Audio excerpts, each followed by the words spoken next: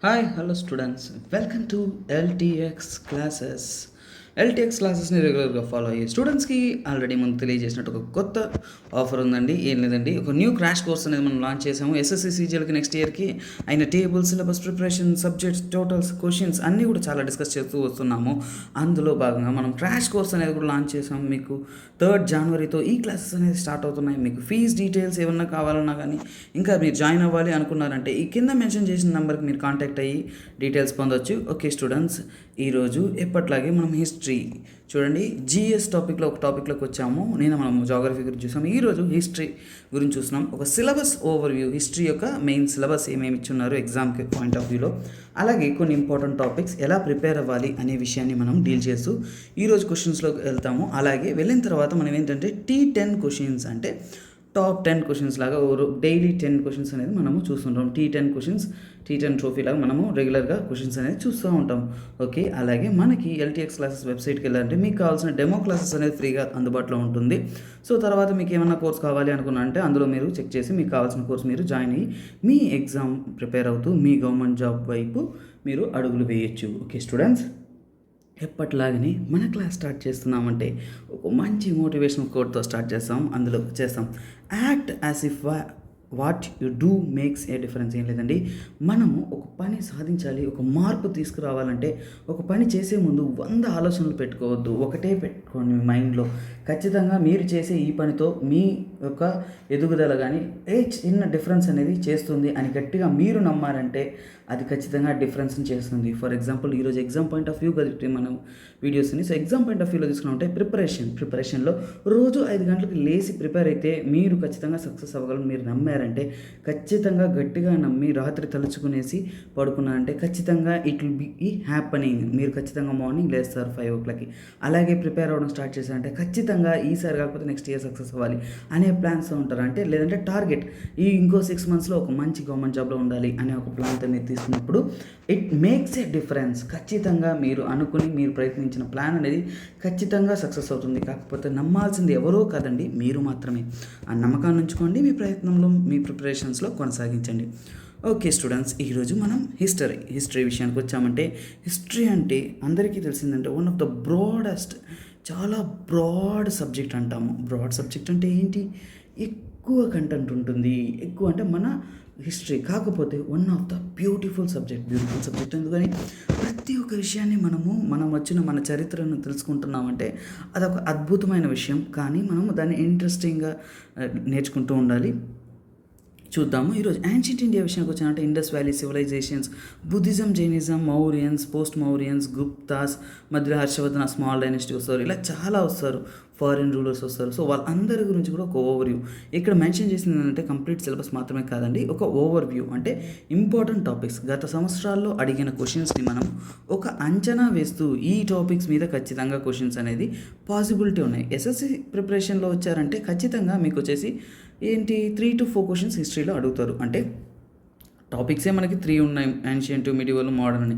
యాన్షియంట్లో ఒకటి రావచ్చు, మోడర్న్లో ఒకటో రెండో రావచ్చు, మిడివల్లో వస్తే ఒకటి పాసిబుల్ ఉంటుంది. సో ఇదే మనకి జనరల్గా మనకు తెలిసింది. కాకపోతే ఈ క్లాసెస్ వినడం వల్ల, ఈ క్లాసెస్లో మీరు అటెండ్ అవ్వడం వల్ల, ఈ వీడియోస్ చూడడం వల్ల, ఈ క్వశ్చన్స్ నేర్చుకోవడం వల్ల నెక్స్ట్ రాబోయే స్టేట్ గవర్నమెంట్ జాబ్స్ అయినా సరే, రైల్వే జాబ్ అయినా సరే, జిఎస్ అని ఉండే, హిస్టరీ అని ఉండే ఏ ఎగ్జామ్ అయినా సరే ఖచ్చితంగా ఇది మీ లైఫ్లో హెల్ప్ అవుతుంది. సో ఇందులో భాగంగా రెగ్యులర్గా మీరు దీన్ని నేర్చుకోవడం కొనసాగిస్తూ ఉన్నారంటే మీ లైఫ్ యొక్క జాబ్ ఓరియంటెడ్ సర్చ్లో ఇది ఖచ్చితంగా హెల్ప్ అవుతుంది. మిడివల్ ఇండియన్ హిస్టరీకి వచ్చారంటే మీరు first Delhi sultanate, slave kingdoms కానీ, లోడీ కింగ్డమ్స్ కానీ, చాలా డైనస్టీస్ ఉంటాయి. వాటి అందరి గురించి ఎప్పుడు వచ్చారు, ఎవరు వచ్చారు, ఏ యుద్ధాలు జరిగాయి అనే బేసిక్ టాపిక్స్ మీద మనం నేర్చుకోవాలి. అలాగే 15th and 16th centuryలో ఏం జరిగింది, అక్కడ చేంజెస్ తర్వాత ముఘల్ డైనస్టీ ఎలా ఏర్పడింది, తర్వాత ముఘల్స్ తర్వాత లేటర్ ముఘల్స్ ఉంటారు. లేటర్ ముఘల్స్ కొన్ని చోట్ల మోడర్న్ ఇండియాలో చూస్తాం, మిడివల్ ఇండియాలో చూస్తాం. ఆ తర్వాత మరాఠా అనేది స్ట్రాంగెస్ట్ స్టేట్గా ఫామ్ అయింది. ఈ మధ్యలో రీజనల్ స్టేట్స్ ఉంటాయి కానీ అవి మైనర్ ఇంపార్టెన్స్ ఉంటాయి. మోస్ట్లీ మరాఠా ఒకటే స్ట్రాంగ్ కింగ్డమ్గా ఫామ్ అవుతుంది. వాటి గురించి నేర్చుకుంటాం. మోడర్న్ ఇండియన్ హిస్టరీ విషయానికి వచ్చామంటే చాలా యూరోపియన్ రూలర్స్ కాదు, యూరోపియన్ కంపెనీస్ అనేది మన ఇండియాలోకి 1 by 1 వస్తుంది. సో ఏ కంట్రీ ఏంటి అనే వివరంగా చూడాలి. తర్వాత బ్రిటిష్ అనేవాళ్ళు వాళ్ళందరినీ ఓవర్కమ్ చేస్తూ ఒక సూపర్ పవర్ లాగా ఇండియాలో ఫామ్ అవుతారు. వాళ్ళు రీజనల్ కింగ్డమ్స్లో మేజర్ బ్యాటిల్స్ అనేది ఫైట్ చేస్తారు. వాటి అన్నిటి గురించి చూడాలి. తర్వాత సోషల్ కల్చరల్ అవేకనింగ్, వాళ్ళు తెచ్చిన యాక్ట్స్, వాటి వల్ల ప్రభావాలు, తర్వాత ఇండియా నుంచి ఎలా మనము ఒక ఎన్లైట్మెంట్తో వాటికి తిరుగుబాటు చేసాము. ముఖ్యంగా గ్రేట్ రివోల్ట్ ఆఫ్ 1857 అక్కడి నుంచి చూసామంటే నెక్స్ట్ ఫ్రీడమ్ స్ట్రగుల్ వైపు వెళ్ళిపోవాలి. So Indian National Congress play చేసిన రోల్ ఫ్రీడమ్ స్ట్రగుల్లో, అలాగే నేషనల్ మూమెంట్లో 1905 నుంచి 1918 దాకా, తర్వాత మధ్యలో మనకి మోడరేట్స్ అని చాలా ఉంటాయి. మన టాపిక్స్ అన్నీ కూడా ఎక్స్ట్రీమిస్ట్ అని, రెవల్యూషనరీ టెర్రరిస్ట్ అంటారు. ఇలా చాలా పదాలు మనం చూస్తూ ఉంటాం. వాళ్ళు ఎలా పోరాడారు, ఒక్కొక్క పోరాట వీరులు ఎవరు, దాని యొక్క ఫర్ ఎగ్జాంపుల్ దాని యొక్క స్థాపకులు ఎవరు, అలాంటి టాపిక్స్ అన్నీ కూడా మనం కొద్దిగా డీటెయిల్గా చూస్తూ వెళ్తాము. అలాగే స్ట్రగుల్ ఫర్ స్వరాజ్ అంటే స్వతంత్రం కోసం స్వరాజ్ మూమెంట్ ఉంటాయి. తర్వాత గాంధీయన్ ఎరా ఉంటుంది.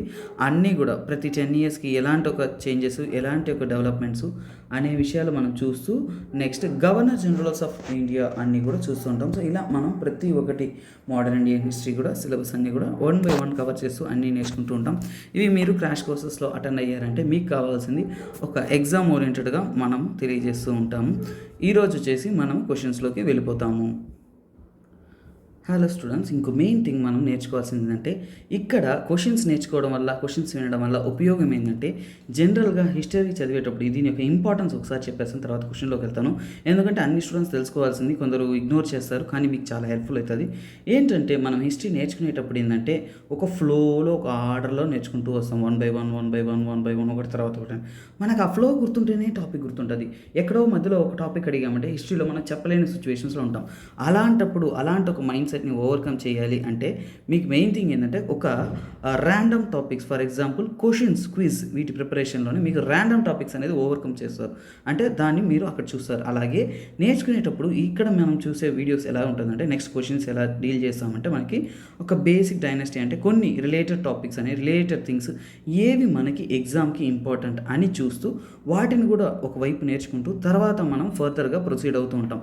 ఇలా చేయడం వల్ల ఒక మంచి పని ఏమవుతుందంటే మీకు ర్యాండమ్ టాపిక్స్ గుర్తుండడం వల్ల హిస్టరీలో కొన్ని facts, important things for the exam అనేది మీరు ఈజీగా నేర్చుకుంటారు. అలాగే మీరు గుర్తుపెట్టుకునేలా కూడా, ఫర్ ఎగ్జాంపుల్ ఇప్పుడు హర్యాంక డైనస్టీ వచ్చింది, దాంట్లో ఏదో ఒక టెక్నిక్ చెప్పడము, అలాగే ఎవరని చెప్పడం, తర్వాత ఏంటి అనేది కొన్ని చిన్న చిన్న విషయాలు మనం నేర్చుకుంటూ పోతూ ఉంటాము. అలాగే ఫ్యూచర్లో మనం నిమోనిక్స్ అన్ని కూడా ప్లాన్ చేస్తాము. సో ఆ నిమోనిక్స్ అంటే క్వశ్చన్ రిలేటెడ్, ఆ టాపిక్ రిలేటెడ్ అనేది మనం మేక్ చేసుకుంటూ స్టడీ చేస్తూ పోతూ ఉంటాం. రెగ్యులర్గా ఫాలో అవుతూ వచ్చారంటే మీకు చాలా విషయాలు చాలా ఇన్డెప్త్గా తెలుస్తుంది. ఓకే స్టూడెంట్స్, మనం క్వశ్చన్స్లోకి వెళ్ళిపోతాం. Who found the Haryanka dynasty? Haryanka dynasty అంటే 500 BC ఆ టైంలో ఉన్న డైనస్టీ. సో ఈ డైనస్టీ వచ్చేసి మగధాన్ రూల్ చేసిన 3వ డైనస్టీ అండి. దీన్ని ఫౌండ్ చేసింది ఎవరంటే హర్యాంక డైనస్టీ రూలర్స్ మీరు గుర్తుపెట్టుకోవాలంటే ఒక చిన్న గుర్తింపండి. డాగ్ ఎలా అరుస్తుంది? బౌ. ఏమని అరుస్తుంది? బౌ. బౌ, BAU, బౌ. బౌ అని అరుస్తుంది. సో ఇప్పుడు ఏంటి, ఫస్ట్ ఫౌండర్ ఎవరు? బింబిసారా. సో ఓకే, మనకు గుర్తుంటుంది బింబిసారా. అలాగే నెక్స్ట్ ఎవరంటే అజాతశత్రు, తర్వాత ఉదయన్. సో వీళ్ళు ఒకటి తర్వాత ఒకరు హర్యాంక డైనస్టీ రూలర్స్. సో జనరల్గా చదివేటప్పుడు కన్నా కానీ మనకి కొద్దిగా ఇలా నేర్చుకున్నామంటే ఇంకా ఈజీగా ఉంటుంది. హర్షవర్ధన అనే అతను వచ్చేసి హర్షవర్ధన డైనస్టీని ఫామ్ చేశాడు. ఈ హర్యాంక డైనస్టీ ఇనిషియల్గా స్టార్టింగ్లో వాళ్ళ క్యాపిటల్ ఏంటంటే రాజ్గృహ అనేది వాళ్ళ క్యాపిటల్గా ఉండింది. తర్వాత వాళ్ళు క్యాపిటల్ని పాటలిపుత్రకి మార్చడం జరిగింది. ఓకేనా, అజాతశత్రు దాన్ని మారుస్తారు రాజగృహ నుంచి పాటలిపుత్ర. ఇంకా ఇన్డెప్త్గా మనము క్లాసెస్ చూసేటప్పుడు ఈ టాపిక్స్ గురించి నేర్చుకుంటాం. ఓకే స్టూడెంట్స్, ఇది ఫస్ట్ క్వశ్చన్. తర్వాత సెకండ్ క్వశ్చన్లోకి వెళ్దాము. Okay, the revolutionary like Ashfaqulla Khan, Chandrashekhar Azad, Ram Prasad Bismil, Roshan Singh and Rajendra Lahiri were all associated with. చూడండి, కొన్ని పేర్లు చదివాం, కాకపోతే మనకి టక్కని ఆన్సర్ తెలియలేదు, నేను చదివిన టాపిక్స్లో గుర్తు రాలేదు అన్నప్పుడు ఏంటంటే చూడండి, ఇక్కడ 1857 రివోల్ట్లో ఖచ్చితంగా చంద్రశేఖర్ ఆజాద్ లేడు. అతను ఇండియన్ ఫ్రీడమ్ మూమెంట్లోనే ఒక భాగంగా రెవల్యూషనరీ టెర్రరిజము వాటి మీద అతను ఒక మేజర్ ఫైట్, ఎక్స్ట్రీమిస్ట్ పవర్లో అతను ఉన్నారు.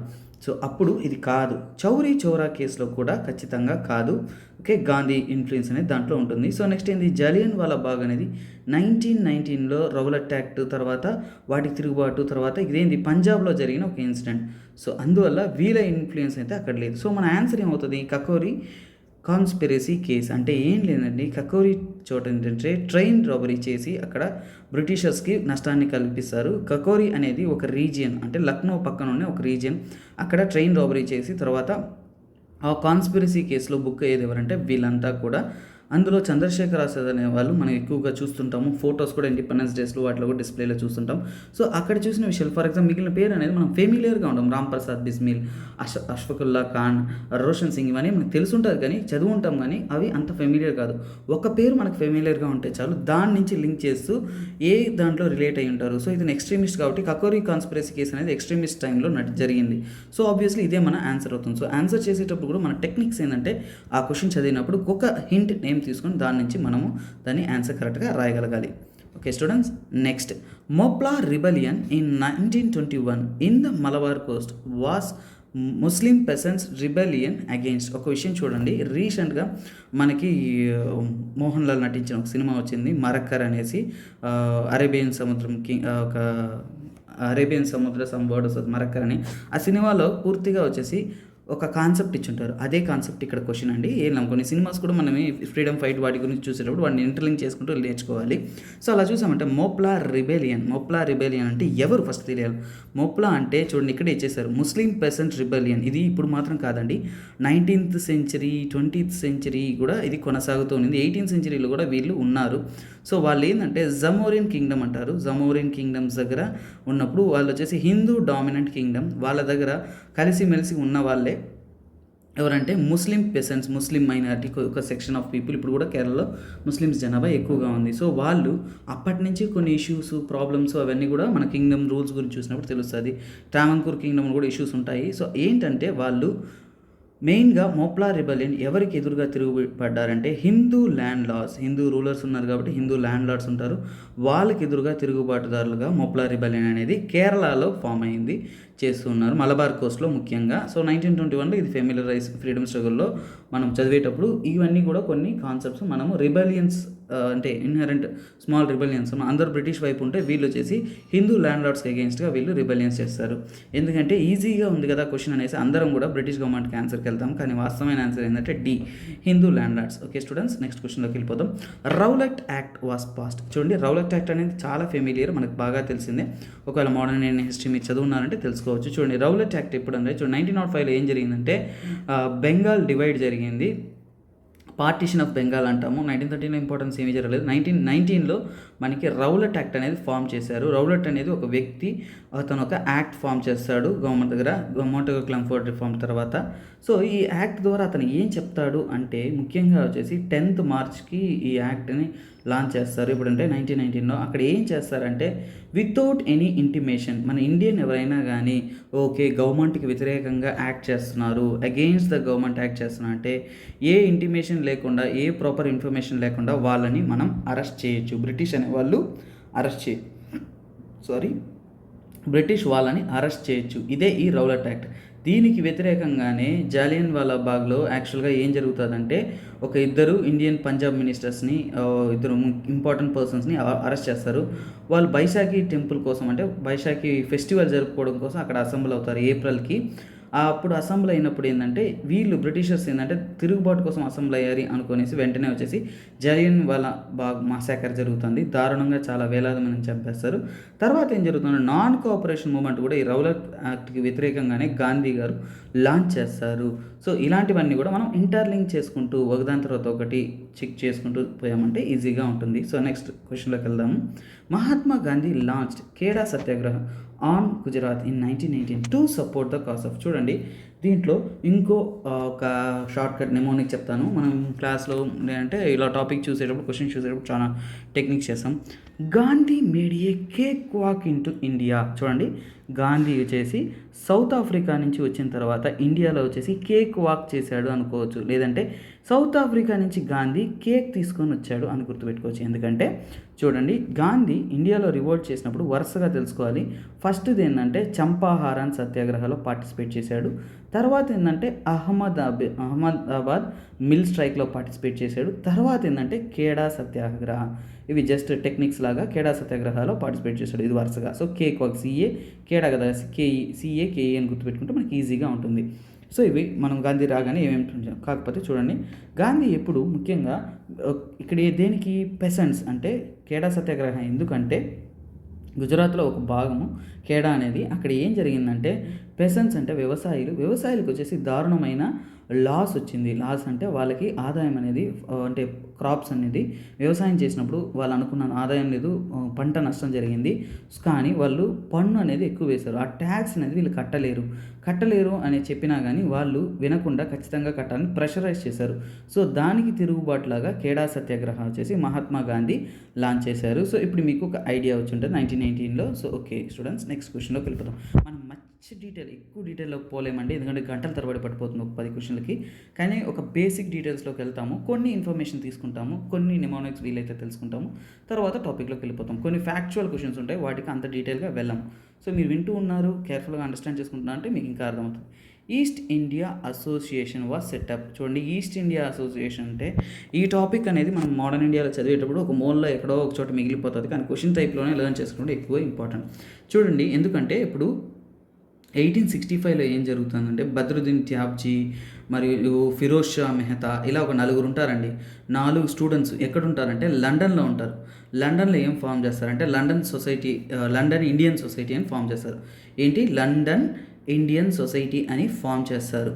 తరువాత దీన్ని మాడిఫై చేస్తూ దీన్ని ఫామ్ చేసేటప్పుడు ఎవరు మెయిన్ పర్సన్ ఎవరంటే great old man of India అంటారు, grand old man of India అంటారు. అతను ఎవరంటే మన దాదాబాయి నౌరోజీ యొక్క సజెషన్స్తో అడుగుజాడల్లో అతని మాటలు అంటే సపోర్టివ్ ఐడియాలజీతో ఏం చేస్తారంటే వీళ్ళు 1865లో ఏం ఫామ్ చేస్తారు, ఈ 4 యూత్ అంటే 4 యంగ్ సివిల్ సర్వెంట్ ఆస్పిరెంట్స్ అంటే యూపీఎస్సీ ఆస్పిరెంట్ లాగా. వాళ్ళు అప్పుడు కోవనెంట్ సివిల్ సర్వీస్ అనేది బ్రిటిష్లో ఉండేది లండన్లో. సో అక్కడ పోయి వాళ్ళు ట్రైనింగ్ అవుతూ అక్కడ వచ్చేసి లండన్ ఇండియన్ సొసైటీ ఫామ్ చేస్తారు 1861.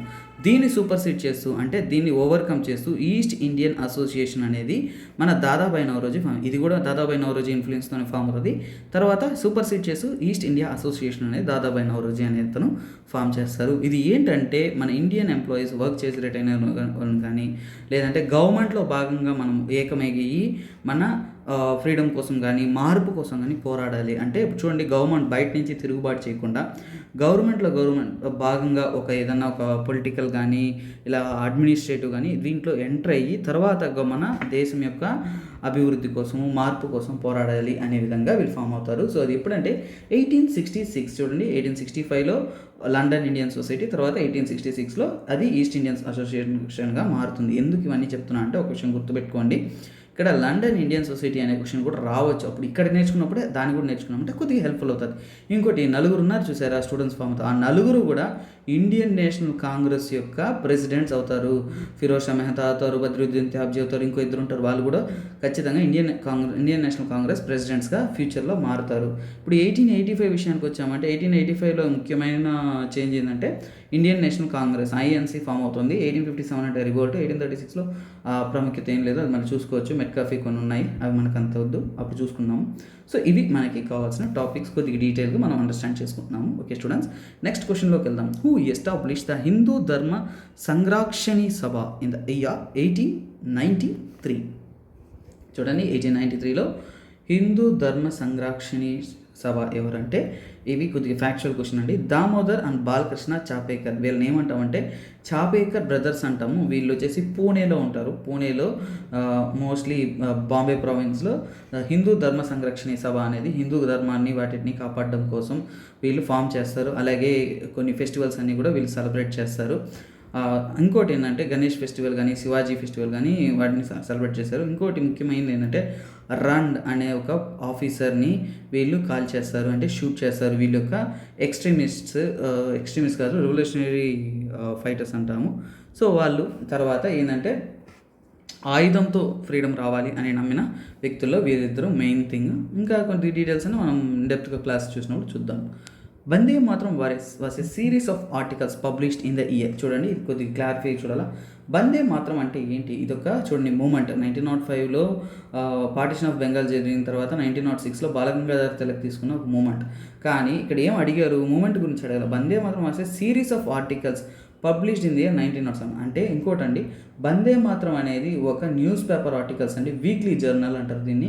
వీక్లీ జర్నల్ దాన్ని ఎడిటింగ్ చేసి ఎడిటోరియల్ అన్నీ రాసేది అన్నీ చేసేది అంటే శ్రీ అరవిందో ఘోష్. బాలగంగాధర్ తిలక్ అండ్ అరవిందో ఘోష్ వీళ్ళిద్దరు కూడా అప్పుడు కలిసే ఉంటారు.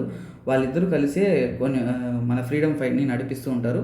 అందులో భాగంగా వీళ్ళు 1906లో బాలగంగాధర్ తిలక్ స్టార్ట్ చేస్తారు. కానీ దాన్ని ముందు నుంచి నడిపించేది, ఆర్టికల్స్ అన్నీ రాసేది, ఎడిట్ చేసేది, పోస్ట్ చేసేది ఎవరంటే అరవిందో ఘోష్. సో మన ఆన్సర్ ఏమవుతుంది? Shri Aurobindo Ghosh. Okay students, next క్వశ్చన్లోకి వెళ్ళిపోతాం. కొద్దిగా ఫాస్ట్ పోవాలనుకుంటాను. Okay, who was the admired as a tempestuous Hindu in 1893 in the world parliament of religious in చికాగోలో ప్రపంచవ్యాప్తంగా మతానికి సంబంధించిన ఒక వరల్డ్ పార్లమెంట్ కండక్ట్ చేసి అందరికీ తెలిసిన అన్నట్టు ప్రతి ఒక్కరికి వెళ్ళిపోతారు. స్వామి వివేకానంద అక్కడ పోయి మై డియర్ బ్రదర్స్ అని అంటారు అనేసి చాలా విషయాలు తెలుసు. ఇవి జనరలైజ్డ్ కాన్సెప్ట్ మీకు తెలిసి ఉంటుంది. 1893లో వరల్డ్ పార్లమెంట్ ఆఫ్ రిలీజియన్స్ చికాగోలో వచ్చేసి స్వామి వివేకానందాన్ని ఇండియాని రిప్రజెంట్ చేస్తూ పార్టిసిపేట్ చేస్తారు. ఓకే అండి. Who are associated with the Indian league established in 1875 Kolkata. చూడండి, కలకత్తాలో ఇండియన్ లీగ్ అనేది ఫామ్ చేస్తారు. శిశిర్ కుమార్ ఘోష్ మరియు శంభు చరణ్ ముఖర్జీ. ఓకేనా, వీళ్ళిద్దరే దాన్ని ఫామ్ చేస్తారు. బెంగాల్లో ఫ్రీడమ్ కోసము, అలాగే ఒక అవేర్నెస్ కలిగించడం కోసం ఒక లీగ్ ఇది. ఎందుకంటే మనము ఐఎన్సీ ఇండియన్ నేషనల్ కాంగ్రెస్ గురించి ఎక్కువ చదువుతాము. దానికి ముందు ఏమి మన ఇండియాలో ఒక ఫార్మేషన్ లేదా కాంగ్రెస్ ఒకటే ఉండిందా అనే ప్రశ్నకి సమాధానమే ఇదండి.